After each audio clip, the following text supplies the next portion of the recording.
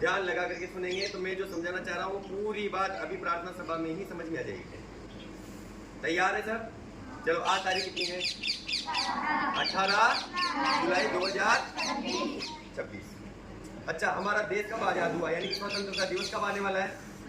15 अगस्त। हम संविधान पढ़ रहे थे, हमारा संविधान बना कैसे, तो इसके लिए हम चलते हैं पीछे वापस 1947 में। कहाँ चलते हैं? कैबिनेट मिशन आया था भारत में, किसके लिए?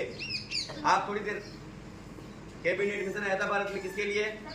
भारत में संविधान सभा का गठन करके संविधान बनाने के लिए, भारत को आजाद करने की घोषणा तत्कालीन जो भारत का ब्रिटेन का प्रधानमंत्री था उसका नाम था क्लेमेंट एटली, उसने घोषणा कर दी थी। और उसी के क्रम में आगे कैबिनेट मिशन भेजा गया। कैबिनेट मिशन ने 389 सदस्यों को चुना। सुन लो, संविधान सभा का गठन हुआ। उसके बाद भारत के लिए संविधान बनने का क्रम चला, पर उस समय दो संगठन वर्चस्व में थे, एक तो नेशनल कांग्रेस और दूसरा मुस्लिम लीग। तो दोनों ने क्या है, संविधान के जो प्रावधान थे उनको स्वीकार नहीं किया, दोनों में मतभेद हो गया। मुस्लिम लीग ने क्या किया, अलग राष्ट्र की मांग कर ली कि हम भारत के साथ नहीं, हम हमारा अलग देश बनाना चाहते हैं। किसने किया, किसने मांग की? मुस्लिम लीग ने। तो कैबिनेट मिशन एक तरह से फेल हो गया।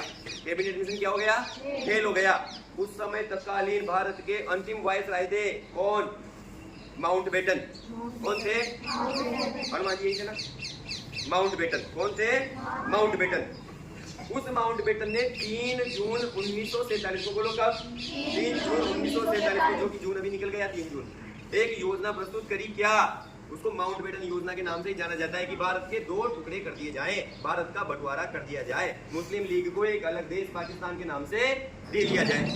इस तरह का प्रस्ताव रखा। ये प्रस्ताव यहाँ की जनता ने स्वीकार किया। अब इसी प्रस्ताव पर विचार करने के लिए, अच्छा, उस समय भारत में जो भी निर्णय हुआ करते थे कहाँ से होते थे? ब्रिटेन की संसद से। देखो हमारा दुर्भाग्य, हम भारत के लोग जो कि भारत की संतानें थे, हमारे ऊपर निर्णय करने का काम कौन करता? हमारे अधिकारों के ऊपर ब्रिटेन की संसद। वहाँ एक पेश किया गया, क्या? Indian independent act. कौन सा एक्ट पेश किया गया? इंडियन इंडिपेंडेंट एक्ट, जो कि 3 जुलाई 1947 को ब्रिटेन की संसद में पेश हुआ। कितनी जुलाई को? 3 जुलाई 1947 को, कि भारत को 2 भागों में बांटना है। किस तरह से बांटना है, उसकी कानूनी प्रक्रिया क्या रहेगी, वो बिल आज के दिन, बोलो 18 जुलाई 1947, बोलो 18 जुलाई 1947 को वो इंडियन इंडिपेंडेंट बिल ब्रिटेन की संसद में पास हो गया। यानी भारत के 2 टुकड़े होना तय हो गए। और ठीक 28 दिन बाद भारत को आजादी मिली, पर आजादी से पहले भारत का एक टुकड़ा हमसे अलग हो गया। कौन सा? पाकिस्तान, जो कि 14 अगस्त 1947 को ही अलग बन गया। इसीलिए संविधान सभा में अपन ने पढ़ा था, सदस्य संख्या कम हो गई थी, हुई थी ना, 389 से कितनी रह गई थी? 299। कितनी रह गई थी? 299। इसीलिए रह गई थी। कैबिनेट मिशन फेल हुआ था। कैबिनेट मिशन फेल होने के बाद जो अंतिम वायसराय था उसने भारत के विभाजन का प्रस्ताव रखा 3 जून 1947 को। उस प्रस्ताव को हमने माना और उस प्रस्ताव पर अमल करने के लिए किस प्रकार से इसके कानूनी प्रावधान रहे, उसके लिए एक बिल लाया गया। कहाँ लाया गया? ब्रिटेन की संसद में। बिल का नाम था इंडियन इंडिपेंडेंट एक्ट। बोलो क्या था? Indian independent act. कब पेश हुआ ये? 3 जुलाई 1947 को। और आज के दिन यानी कि 18 जुलाई 1947 को वो बिल हुआ संसद में।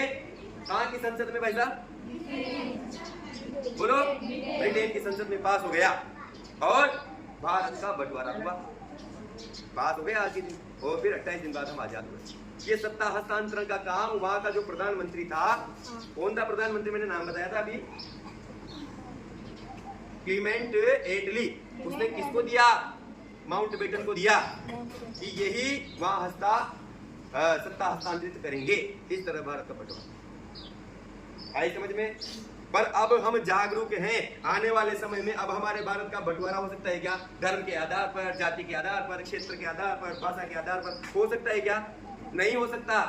हम सबको साथ लेकर चलने वाले हैं। हम जागरूक भारतीय हैं। अब हमें कोई बांट नहीं सकता किसी भी तरीके से। प्रत्येक इस भारत में रहने वाला प्राणी भारतीय है, वो भारत माता का पुत्र है। वो किसी भी धर्म का है, किसी भी जाति का है, किसी भी वर्ग का है, किसी भी क्षेत्र का है, पर हम सब क्या है? बोलो, एक है। हम सब क्या है? एक है। ऐसा भाव अपने को रखना पड़ेगा और इसके लिए काम भी करना पड़ेगा। हम आपस में विद्यालय में अलग अलग समाज से, अलग अलग क्षेत्र से है ना, फिर भी हमारे अंदर क्या है, क्या है बोलो, एकता। ये एकता हमारे अंदर रहनी चाहिए। हम सब बराबर हैं। हमारे विद्यालय में भेदभाव होता है क्या? नहीं होता। तो जब हम हमारे विद्यालय में भेदभाव नहीं करेंगे, हमारी क्लास में भेदभाव नहीं करेंगे, हमारे मोहल्ले में भेदभाव नहीं करेंगे, गांव में नहीं करेंगे, और जब विद्यालय, प्रत्येक देश का विद्यालय इस प्रकार से करेगा, ये छोटे छोटे बच्चे ऐसा करेंगे, तो आने वाला जो भारत रहेगा, भविष्य का भारत, वो बहुत ही मजबूत होगा। बोलो भारत माता की। प्रश्न पूछूंगा मैं इससे तुमसे, आज का पंचांग भी बोल दो। कौन बोलेगा जिसका अभी तक नंबर नहीं है?